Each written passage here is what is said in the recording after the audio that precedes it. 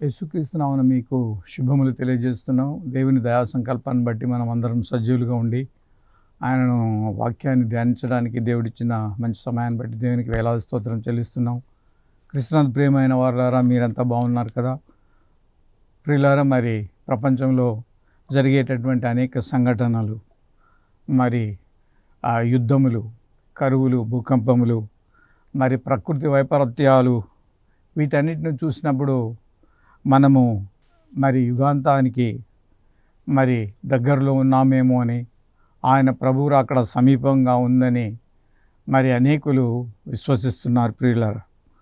అయితే దేవుని వాక్యమైనటువంటి బైబిల్ గ్రంథంలో మరి మత్తయి సువార్త 24వ అధ్యాయము 3 నుంచి 14వ వచనాల్లో ఆయా చోట్లలో యేసు ప్రభు వారు మరి ఒకరోజు ఒలీవ కొండ మీద కూర్చుని ఉన్నప్పుడు ఆయన శిష్యులు ఆయన యొద్దకు వచ్చి ఆ ప్రభు యొక్క రాకడ గురించి, యుగాంతానికి సూచనలేమని వారు యేసు ప్రభువుని అడుగుతారు.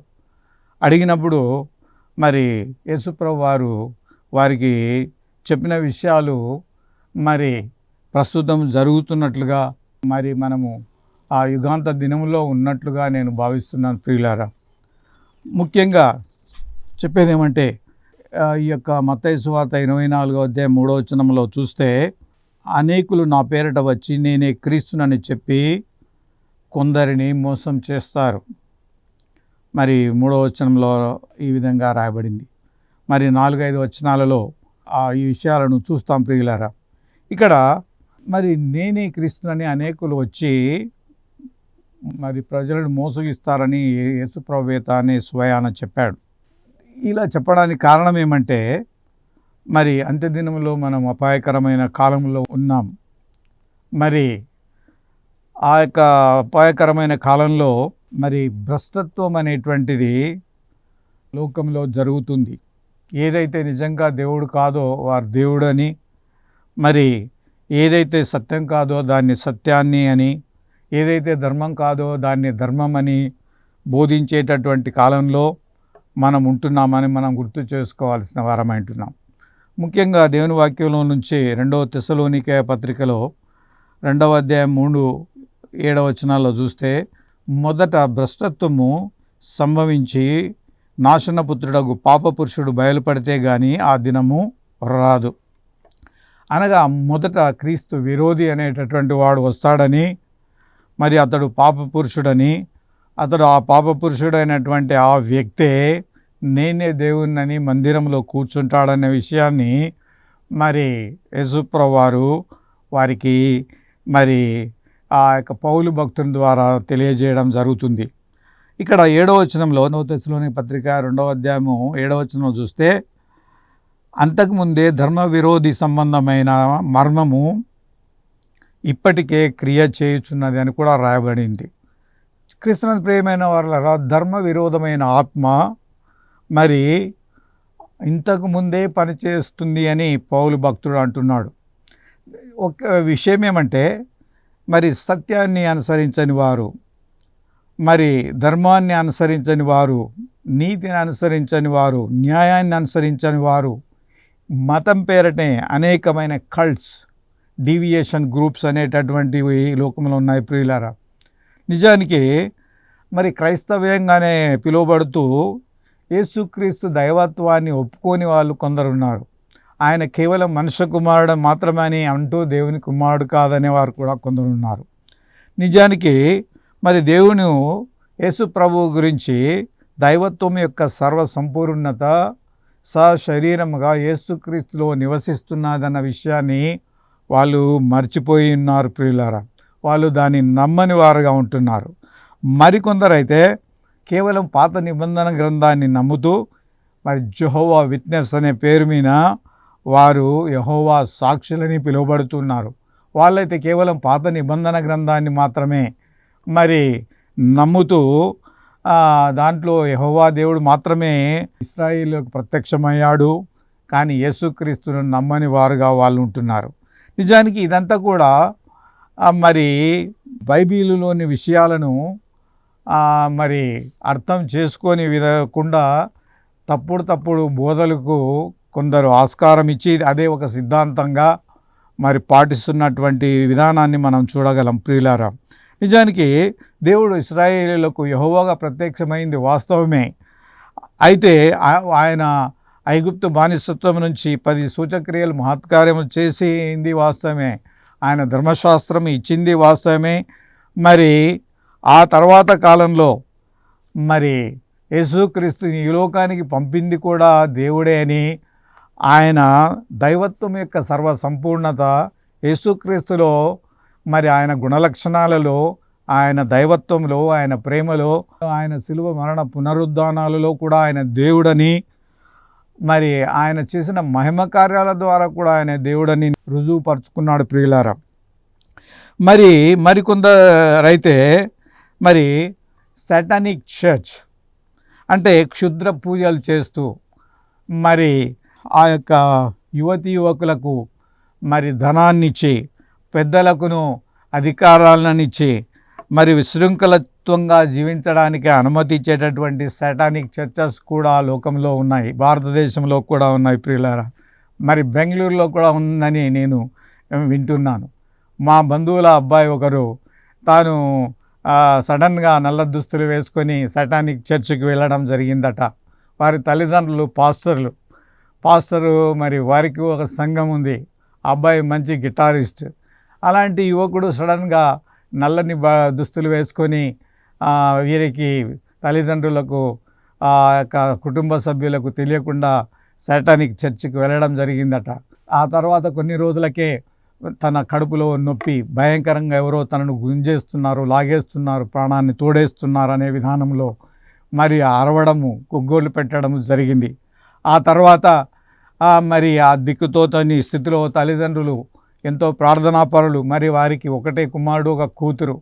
అలాంటి యువకుడు మరి ఆ యొక్క సాటాన్ చర్చ్కి వెళ్ళి ఆ యొక్క క్షుద్ర విద్యలను లేదా వారు చేసే ఆచారాలను, ఆ మంత్రతంత్రాలను చేయడం ద్వారా దురాత్మలు ఆ యొక్క యువకునిలో ప్రవేశించినాయి. అయితే ఆ తల్లిదండ్రులు మరి పట్టువదలకుండా ప్రార్థన చేసి మరి తమకున్న ఒక్కగానొక్క కుమారుని దేవుడే కాపాడాలి, విడిపించాలని వారు అత్యధికంగా ప్రార్థన చేసి ఉపవాసం ఉండి ఆ అబ్బాయి మీద చేతులుంచి ప్రార్థన చేసి అనేక రోజుల తర్వాత అతడు కోలుకొని ఆ దురాత్మ శక్తి నుంచి విడిపించబడి తాను మరి ఈనాడు స్వేచ్ఛగా మరి దేవుని బిడ్డగా కొనసాగుతున్నాడని మీతో మనవి చేస్తున్నాను. ప్రియులారా, చెప్పేది ఏమంటే సాటానిక్ చర్చ్ ఇది కూడా చర్చే, కానీ దురాత్మలను కూడా మరి క్షుద్ర విద్యలను పూజించేటటువంటి ఒక రకమైన విగ్రహారాధన అక్కడ కూడా ఉందని కూడా మీతో మనవి చేస్తున్నాను. ఈ మధ్య కాలంలో మరి రష్యా దేశంలో రష్యా అధ్యక్షుడు పుతిన్ గారు మరి ఒక సాటానిక్ చర్చ్ అనే చర్చ్ని వారి రష్యా దేశంలో అతడు బ్యాన్ చేశాడట. ఎందుకనగా మరి యువకులకు మరి మారణహోమం సాగిస్తూ రష్యాలో అక్రమాలకు, అల్లర్లకు పాల్పడుతున్నటువంటి ఆ యొక్క సాటానిక్ చర్చ్ని ఆ దేశ రష్యా అధ్యక్షుడు పుతిన్ గారు దానిని బ్యాన్ చేశారట. క్రీస్తునందు ప్రియమైన వారు చెప్పేదేమంటే సాతాన్ అనేవాడు, ధర్మ విరోధి అనేవాడు తన యొక్క క్రియను ఎప్పటి నుంచో ప్రారంభించాడు. అనగా మరి తండ్రిని కుమారుని నమ్ముతారు కానీ పరిశుద్ధాత్మని నమ్మని వారు కూడా కొందరు ఉన్నారు. అంటే మరి దేవుని యొక్క రక్షణ ప్రణాళికలో మరి తండ్రి అయిన దేవుడు ఉన్నాడు, కుమారుడైన యేసుక్రీస్తున్నాడు, పరిశుద్ధాత్మ గారు కూడా ఉన్నారు. చెప్పేదేమనగా God is one, but there are 3 manifestations. God the Father, God the Son, God the Holy Spirit. అనగా త్రిత్వమైన దేవుడు, త్రియేక దేవుడు అని మనం గుర్తు చేసుకోవాల్సినటువంటి వారం అంటున్నాం. దాంట్లో మరి తండ్రి అయిన దేవుడు రక్షణ ప్రణాళికను రచించాడు. కుమారుడైన యేసుక్రీస్తు ప్రభువారు ఆ యొక్క కల్వరి శిలువలో తన రక్షణ ప్రణాళికను తన బలియాగం ద్వారా నెరవేర్చారు. ఆ యేసుక్రీస్తు యొక్క బలియాగాన్ని నమ్మిన భక్తులకు పరిశుద్ధాత్మ ఒక వ్యక్తిగా, శక్తిగా, ఆత్మదేవుడుగా వారి హృదయాలలో, మన హృదయాలలో జీవిస్తాడు. ఆయన విశ్వాసుల జీవితాలలో ఉండి నడిపిస్తాడని మీతో మనవి చేస్తున్నాను. దీంట్లో ఏదో ఒక దాన్ని నమ్మని వారు కూడా కల్ట్స్గానే మరి మనం చూడాల్సిన వారమై ఉంటున్నాం ప్రియులారా. ఇంకో విషయం ఏమంటే, ఇంకా భయంకరమైన విషయం ఏమంటే, ఈ మధ్య కాలంలో వన్ వరల్డ్ రిలీజియన్ ఇక్కడ జూడాయిజం నుంచి, మరి ఇస్లాం నుంచి, తర్వాత క్రిస్టియానిటీ నుంచి 3 ప్రపంచంలోని అతి ప్రాముఖ్యమైన మతాలుగా మరి యూదా మతము, తర్వాత ముస్లింలు మరియు క్రైస్తవులు ఉన్నారు.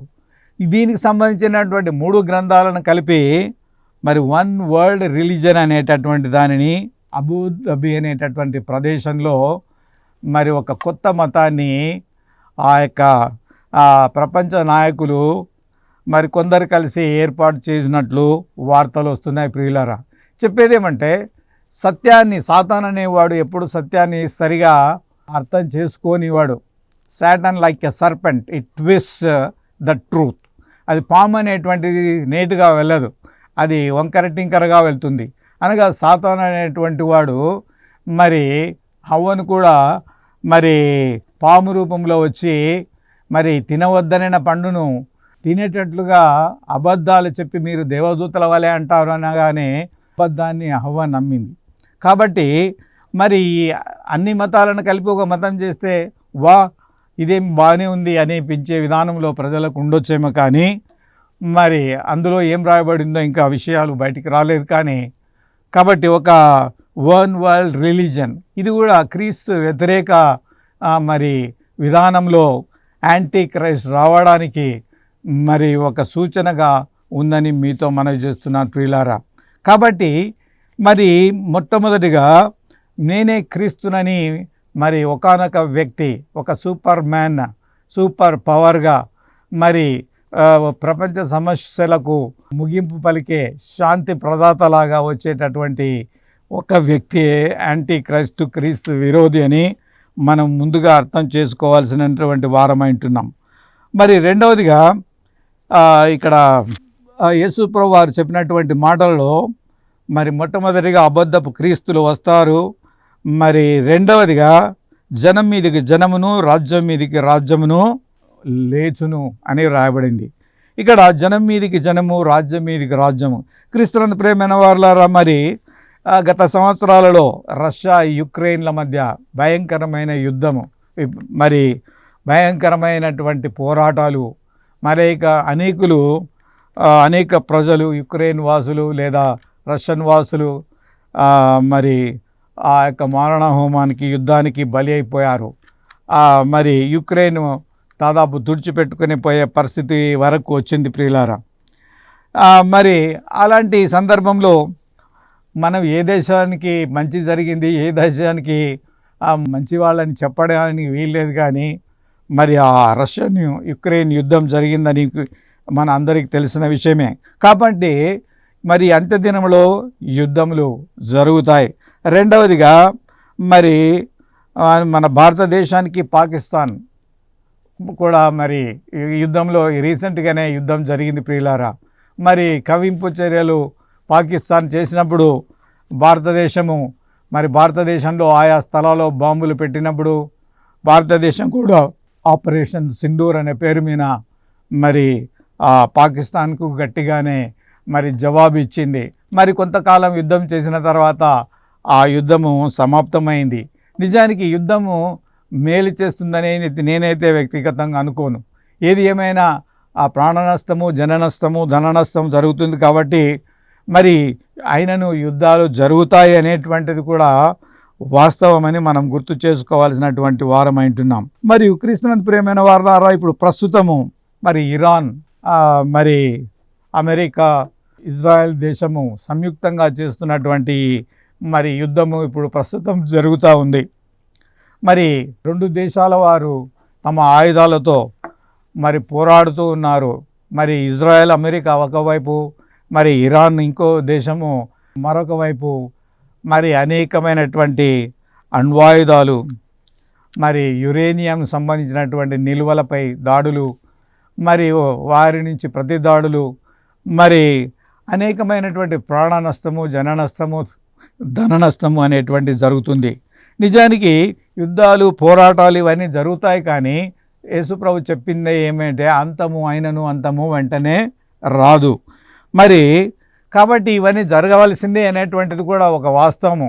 ఏది ఏమైనా కూడా రాజ్యాధి నేతలు తమ రాజ్యాధికారం కోసం ఏదో ఒక విషయాన్ని బయటకు తీసి యుద్ధాలు చేయడం అనేటువంటిది మరి జరుగుతూ ఉంది. కారణాలు ఏమైనా ఉండొచ్చు, కానీ మరి అవన్నీ జరుగుతాయని ఆ యొక్క యుద్ధాలు మరి పోరాటాలు జరగడము, ప్రాణ నష్టం జరగడం కూడా యుగాంతానికి సూచనలని మనం అర్థం చేసుకోవాల్సిన వారం అంటున్నాం. ఈరోజు వచ్చినటువంటి పేపర్లో మరి 5 రోజుల వరకు USA ప్రెసిడెంట్ ట్రంప్ గారు ఆ యుద్ధము 5 రోజులు ఆపేస్తున్నట్టు, ఆ యొక్క ఇరానియన్ ఇంధన సామ్రాగ్రిపై లేదా వారి కున్నటువంటి వనరులపై మేము అటాక్ చేయము 5 రోజులని వారు చెప్పడం జరిగింది. దానికి మరి ఇరాన్కి చెందినటువంటి వారి యొక్క ప్రముఖులైనటువంటి నాయకులు, వారి అనుచరులు మరి దానికి మరి ఏ విధంగా స్పందించారో మరి సరిగా తెలియడం లేదు. ఏది ఏమైనా కూడా యుద్ధం అనేటువంటిది మరి 2 దేశాలకు మాత్రమే కాకుండా అనేకమైనటువంటి దేశాలపైన, మరి గ్యాస్ పైన, పెట్రోల్ పైన, ఆయా వస్తువుల పైన, మరి నిత్యావసర వస్తువులపైన మరి అనేకమైనటువంటి చెడు ప్రభావం చూపే అవకాశం ఉంది. ఏది ఏమైనా యుద్ధం అనేటువంటి జరుగుతుంది. కాబట్టి క్రీస్తునందు ప్రియమైన వారులారా, మరి యుద్ధములు మరి జనం మీదకి జనం లేస్తారు, రాజ్యం మీదకి రాజ్యం లేస్తారు అని యేసుప్రభు వారు చెప్పుతూ, మరి మూడవది ఏం చెప్పారంటే అక్కడక్కడ కరువును మరి భూకంపములను కలుగును అని కూడా వారు యేసుప్రభు వారు చెప్పడం జరిగింది. ప్రియులారా, నిజానికి కరువులు భూకంపాలు అనేటటువంటిది 2025 సంవత్సరంలో, అంతకుముందు సంవత్సరాల్లో కూడా చాలా జరిగిందని మీతో మనవి చేస్తున్నాను. ఒక వాక్యం ఏమని రాయబడిందంటే యోబు గ్రంథం 37:6లో, నీవు భూమి మీద పడుమని హిమముతోనూ వర్షముతోనూ మహావర్షముతోనూ ఆయన ఆజ్ఞ ఇచ్చుచున్నాడు. మరుగు స్థానములో నుండి తుఫాను వచ్చును, ఉత్తర దిక్కు నుండి చలి వచ్చును, దేవుని ఊపిరి వలన పుట్టును, జలముల పైభాగములో అంతయు గట్టిపడును అని రాయబడింది. నిజానికి భూమి మీద పడుమని హిమముతో, మంచుతో దేవుడు చెప్పినప్పుడు మంచు పడుతుంది, వర్షం కురవమని చెప్పినప్పుడు వర్షాలు కురుస్తాయి. మరి తుఫాను దేవుడు ఆజ్ఞాపిస్తే వస్తుందని మరి యోబు గ్రంథంలో 37:6 రాబడింది. ప్రియులారా, నిజానికి ప్రకృతి వైపరీత్యాలు చాలా జరుగుతున్నాయని మనం అర్థం చేసుకోవాల్సిన వారమైంటున్నాం. ఇక్కడ మరి ఈ మధ్యకాలంలో టర్కీ దేశంలో, పారగువా, ఇటలీ అనేటటువంటి ఈ యొక్క దేశాలలో మరి ప్రకృతి వైపరీత్యాలలో ముఖ్యంగా వరదలతో ముంచేసినట్లు, గృహాలు, కార్లు కొట్టుకొని పోయినట్లు మనము చూడగలం. ప్రియులారా, నిజానికి అంతేకాకుండా అనేకమైనటువంటి ప్రాంతాలలో కూడా, భారతదేశంలో కూడా మరి వరదలు, మరి జల ప్రళయము వచ్చినట్లు మనం చూస్తున్నాం.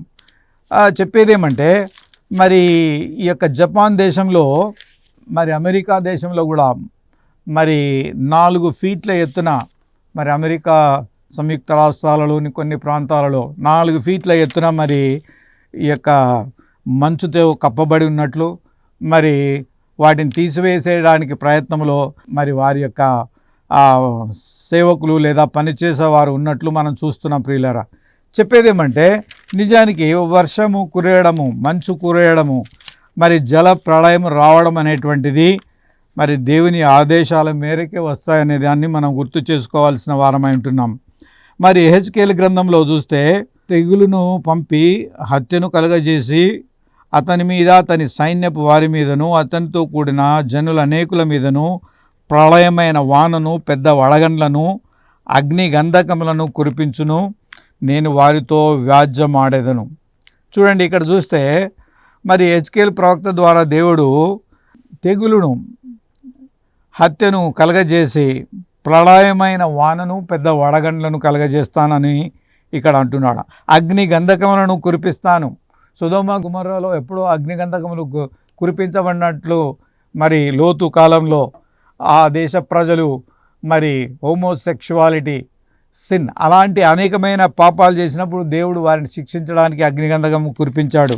అయితే ఈ మధ్య కాలంలో అమెరికాలో, మెక్సికోలో మరి ఆ యొక్క అగ్నిగంధకములు, వాల్కనో ఎరప్షన్ అనేటువంటిది జరిగి మరి ఆ యొక్క మంటతో కూడినటువంటి ద్రవము పర్వతములలోని పొంగి ఆ ప్రాంతాన్ని అంతా కాల్చివేస్తున్నట్టు మనం చూడగలం. మరి అమెరికా ప్రాంతంలో కూడా మరి యొక్క అగ్ని ప్రమాదాలు జరిగాయి పిల్లలు. గతంలో ఆస్ట్రేలియాలో అడవులు మొత్తం అంటుకొని పోయినట్లుగా కూడా మనం వార్తలు విన్నాం. చెప్పేదేమంటే మరి దేవుడు ప్రజలు పాపం చేసినప్పుడు ఆయన చూస్తూ అలాగే ఊరుకోడు. మరి పాపాన్ని క్షమించే దేవుడే కానీ పాపాన్ని సహించదు అలాగే ఉండడు ప్రియులారా. ఆయన అప్పుడప్పుడు శిక్షిస్తాడు అని మనం అర్థం చేసుకోవాలి. కాబట్టి మరి శిక్షించడానికి ఒక మాట ఏమని రాబడిందంటే, శిక్ష కొరకే కానీ తన భూలోకంలో కొరకే కానీ కృప చేయటకే కానీ ఆయన ఆజ్ఞాపించిన దానిని అవి నెరవేర్చును. అనగా దేవుడి ప్రకృతిలో జరిగేటటువంటి విషయాలు అది మానవుని యొక్క కరెక్షన్ కోసం కానీ, శిక్షించి బాగు చేయడం కోసం కావచ్చు, లేదా మేలు చేయడం కోసం కూడా కొన్ని సంఘటనలు జరగవచ్చు. కాబట్టి ఇవన్నీ లోకంలో జరుగుతాయి. కాబట్టి ఆ యొక్క శిక్షకు పాత్రలుగా మరి అనేకులు మరి సమస్యల గుండా వెళ్తున్నారు, ప్రకృతి వైపరీత్యాల గుండా వెళ్తున్నారు.